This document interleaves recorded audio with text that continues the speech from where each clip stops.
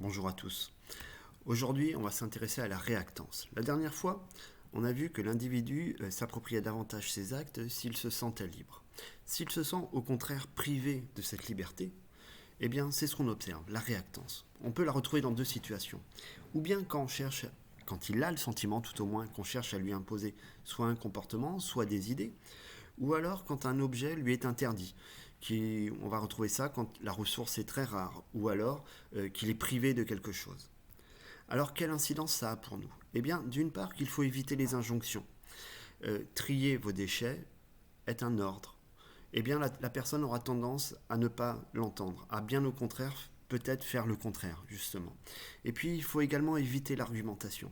Si on cherche à convaincre quelqu'un, on aura tendance à voir la personne justement radicaliser l'opinion contraire. Il va prendre refuge à l'opposé de ce qu'on cherche à lui imposer. On va également chercher à promouvoir la rareté ou alors la ressource limitée. Par exemple, pour une conférence au Conseil départemental des Côtes-d'Armor, c'était une conférence qui était ouverte au cadre A sur les nudges, justement. Eh bien, dans le mail d'invitation, on a mis seulement 20 places disponibles. Eh bien, il y a eu 60 personnes à s'inscrire, alors que traditionnellement, à ces réunions, il y avait 20 à 30 personnes. Jamais il n'y avait eu 60 personnes. La rareté va créer la valeur. Et l'éducation dans tout ça? Eh bien, l'éducation, donc j'ai mis la définition, c'est l'action de développer un ensemble de connaissances et de valeurs morales.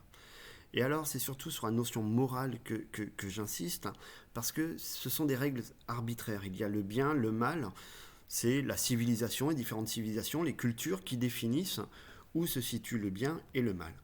On éduque les enfants, parce qu'il faut leur apprendre à ne pas mettre les pieds sur la table, parce qu'il faut leur apprendre à être propre.